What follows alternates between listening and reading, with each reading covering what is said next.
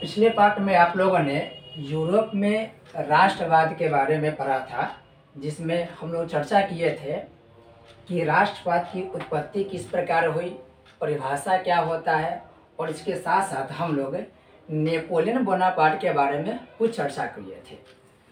इस पार्ट में हम लोग फ्रांस के जो दो क्रांति हुआ था, खास करके 1830 की क्रांति और 1848 की क्रांति पर चर्चा करने वाले हैं।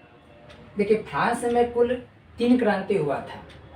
एक क्रांति सन 1789 में हुआ था और इन तीनों क्रांति में से सबसे महत्वपूर्ण 1789 वाला क्रांति था।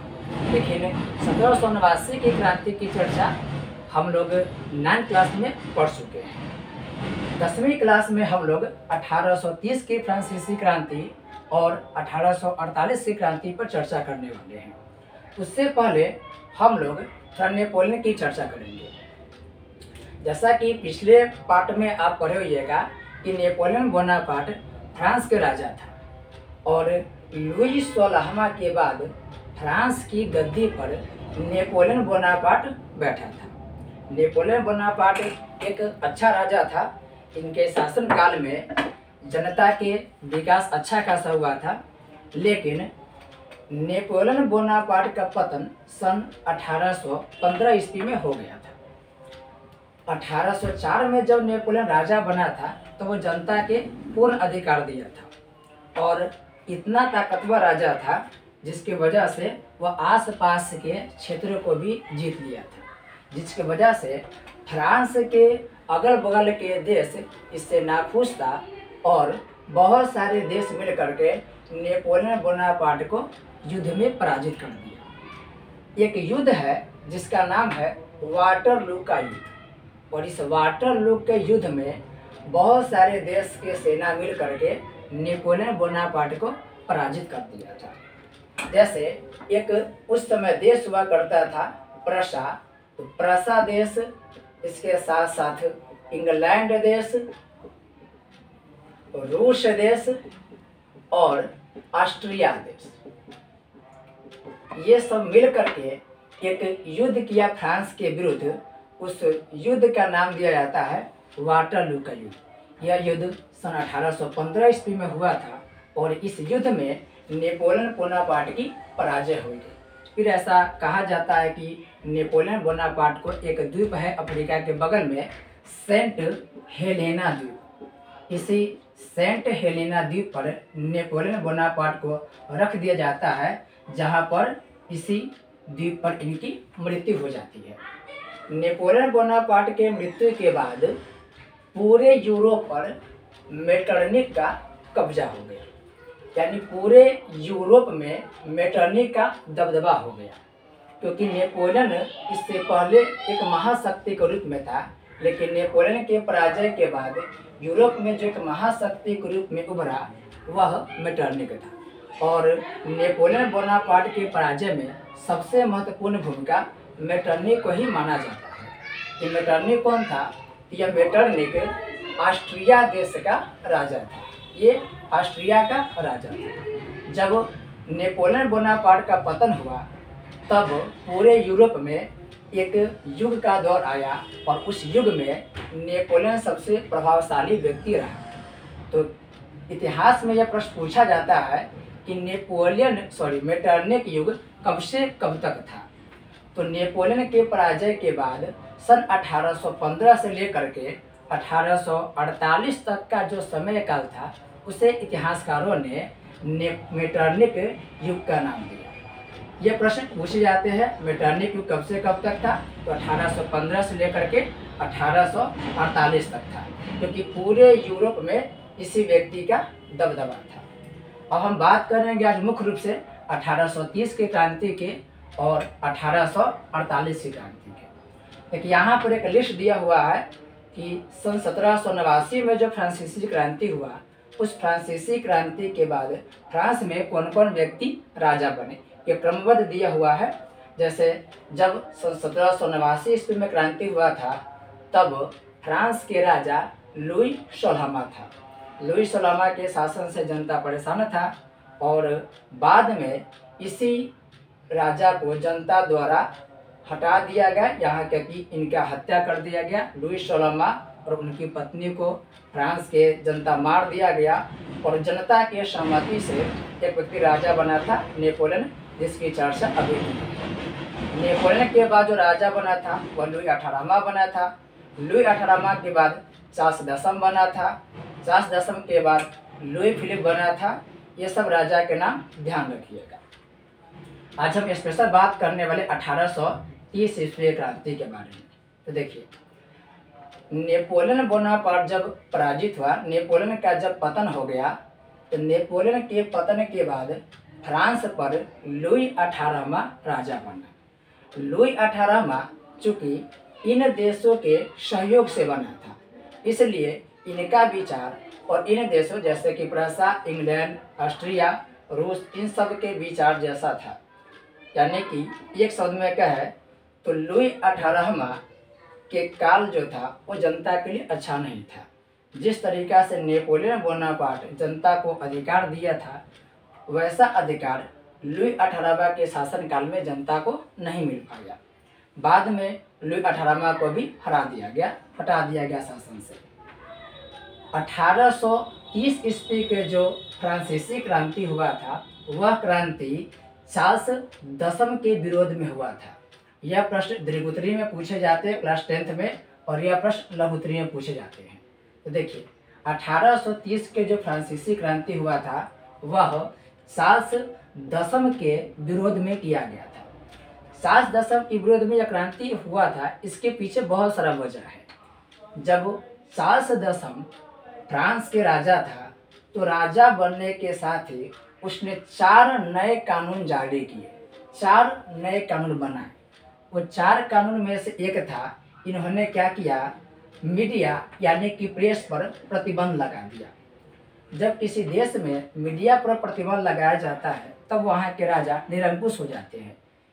कोई भी शासक हो, जब मीडिया पर प्रतिबंध लगता है तो वहाँ के शासक निरंकुश हो जाता है। इन्होंने मीडिया पर प्रतिबंध लगा दिया, जिसकी वजह से चार्ल्स 10 के जो भी क्रियाकलाप था वो जनता तक पहुँच ही नहीं पाया। दूसरा, उन्होंने प्रतिनिधि सभा को भंग कर दिया था। प्रतिनिधि सभा होता है क्या है, तो एक ऐसा सभा होता है प्रतिनिधि सभा, जिसमें एक साथ बहुत सारे लोग मिल करके, यानी कि जनता द्वारा चुने गए लोग मिल करके उस देश के अनुसार उस देश के विकास के लिए नियम बनाते हैं। जैसे ही प्रतिनिधि सभा को भंग किया गया, चार्ल्स 10 अपना मनमानी करने लगा, क्योंकि जब प्रतिनिधि सभा होता है तब कोई भी शासक या कोई भी राजा अपना मनमानी नहीं कर सकता है, क्योंकि प्रतिनिधि सभा बीच में उन राजा के कार्यों को देखभाल करता है, उनके कार्यों को या उनके गलत कार्यों का या विरोध करता है। लेकिन चार्ल्स 10 मीडिया के प्रेस को बंद करने के साथ साथ प्रतिनिधि सभा को भी भंग कर दिया था। इसके अलावा इन्होंने मतदान को सीमित कर दिया। जिस तरीका से नेपोलियन क्या किया था कि पूरे फ्रांस के लोग को एक समान अधिकार दिया था, उसका ठीक उल्टा चार्ल्स 10 मतदान के अधिकार को सीमित कर दिया था। सबको मतदान का अधिकार नहीं दिया था। ये केवल कुलीन वर्ग यानी आप कह सकते हैं कि अमीर वर्ग को यह मतदान का अधिकार दिया था। इसके अलावा चार्ल्स 10 ने नए निर्वाचन की घोषणा भी किया था। इन सब वजहों से फ्रांस की जनता अत्यधिक दुखी था, और इन सब के कारण से फ्रांस की जनता इकट्ठा होकर के एक क्रांति किया था, जिस क्रांति को हम लोग 1830 ईस्वी के फ्रांसीसी क्रांति के नाम से जानते हैं। एक प्रश्न पूछा जाता है कि जो 1830 के फ्रांसीसी क्रांति हुआ था, उसका नेतृत्व किसने किया था। एक व्यक्ति थे जिनका नाम था लाफायते। ये लाफायते जो था, यही फ्रांसीसी क्रांति के नेतृत्व किया था। और इनका संबंध अगर आप लोग 9th में अमेरिकन स्वतंत्रता संग्राम पढ़े होइएगा, तो वहाँ पर भी आपको ये लाफायते का जिक्र हुआ होगा। कभी कभी प्रश्न ऑब्जेक्टिव पूछे जाते हैं कि सन 1830 ईस्वी में जो फ्रांसीसी क्रांति हुआ था, उसे अन्य किस नाम से जानते हैं। चूँकि फ्रांसीसी 1830 के जो क्रांति था वो जुलाई महीने में हुआ था, इसलिए इस क्रांति को हम लोग जुलाई क्रांति के नाम से भी जानते हैं। और यह 27 से लेकर के 29 जुलाई के बीच हुआ था, यानी 3 दिन यह क्रांति हुआ था। इस क्रांति के होने के पीछे एक बहुत बड़ा कारण था पोलीगनी। जब चार्ल्स दसम राजा बना था तो उसने पोलीगनेक नामक व्यक्ति को प्रधानमंत्री के रूप में नियुक्त किया था, लेकिन ये जो प्रधानमंत्री था वो जनता के अधिकार को दबा दिया था, जिसकी वजह से फ्रांस के सभी लोग दुखी हो गए थे और तब जा कर के एक क्रांति हुआ था और इस क्रांति में इनका ज़बरदस्त विरोध किया गया। बाद में चार्ल्स दसम देश छोड़ करके भाग गए, ये फ्रांस छोड़ करके इंग्लैंड देश में चला गया था और यहीं पे क्रांति की समाप्ति हो जाती है। चार्ल्स दसम जैसे इंग्लैंड गया, इनके स्थान पर लुई फिलिप को फ्रांस का राजा बनाया गया। पहला प्रश्न ये पूछा था ऑब्जेक्टिव में कि सन 1848 ईस्वी को जो क्रांति हुआ था वह किनके विरोध में हुआ था? तो लुई फिलिप के विरोध में 1848 के क्रांति हुआ था। क्रांति की बात करें तो क्रांति का मतलब होता है एक बड़ा परिवर्तन से, शुरू से जो भी नियम कानून चलते आ रहे हैं उसका अचानक में परिवर्तन हो जाना, यानी पहले से चली आ रही जो नियम कानून है उसको बदल देना ही क्रांति कहलाता है। 1848 की क्रांति के पीछे यह 3 कारण का योगदान बहुत ज़्यादा है। लुई फिलिप जनता के समर्थन से चूंकि राजा बना था, लेकिन इनके काल में भी जनता चूंकि संतुष्ट नहीं हो पाया। चारों तरफ भूखमरी का माहौल था, चारों तरफ बेरोजगारी का माहौल था, क्योंकि लुई फिलिप जब राजा बना तो उन्होंने अमीर वर्गों के लिए नियम बनाया था और अमीर वर्गों के नियम बनाने की वजह से जो भी सामान्य वर्ग थे उनका विकास हो नहीं पाया। अब यह कि इंग्लैंड देश में औद्योगिक क्रांति हुआ था और औद्योगिक क्रांति जब हुआ तो वह औद्योगिक क्रांति धीरे धीरे यूरोप के सभी देशों में विस्तृत हुआ था। जब फ्रांस में औद्योगिक क्रांति पहुंचा तो बहुत सारा काम जो पहले मजदूर कर रहे थे वह सारा काम मशीनों द्वारा होने लगा। जैसे मशीनों द्वारा सभी काम को किया जाने लगा, फ्रांस की जनता बेरोजगार हो गई। बेरोजगारी होने की वजह से इन लोगों के पास खाने पीने की समस्या हुई और पूरे फ्रांस में भुखमरी जैसी स्थिति उत्पन्न हो गई थी। लेकिन इन सबको दूर करने के लिए राजा कोई विशेष प्रयास नहीं कर सका। उल्टा जब जनता विरोध किया तब लुई फिलिप ने गीजो की सहायता से एक दमन नीति चलाई, यानी कि जनता की आवाज़ को शांत करने के लिए इन्होंने शक्ति का प्रयोग किया और बहुत सारे सेना की मदद से फ्रांस के जो जनता था उनकी आवाज़ को दबा दिया गया। लेकिन एक समय ऐसा आया कि लुई फिलिप के गद्दी को हटा दिया गया। जनता के विरोध जब ज़्यादा फैला तब जनता एकजुट होकर के 1848 में एक विरोध किया और उस विरोध के परिणाम स्वरूप लुई फिलिप को गद्दी से हटा दिया गया। यहाँ पर आप 2 शब्द को ध्यान रखेंगे, ये प्रश्न पूछे जाते हैं। एक है बुर्बो राजवंश, एक है आयरलैंड वंश। क्वेश्चन पूछता है कि बुर्बो राजवंश का संबंध और आयरलैंड वंश का संबंध किस देश से है? बुर्बो राजवंश और आयरलैंड वंश का संबंध दोनों फ्रांस देश के साथ है, दोनों फ्रांस देश से संबंधित है। फ्रांस में पहले जो राजा थे वह राजा इसी बुर्बो राजवंश के थे, लेकिन बाद में आयरलैंड वंश के भी व्यक्ति फ्रांस में राजा बनाए गए। इसके आगे की चर्चा हम अगले वीडियो में करेंगे। धन्यवाद।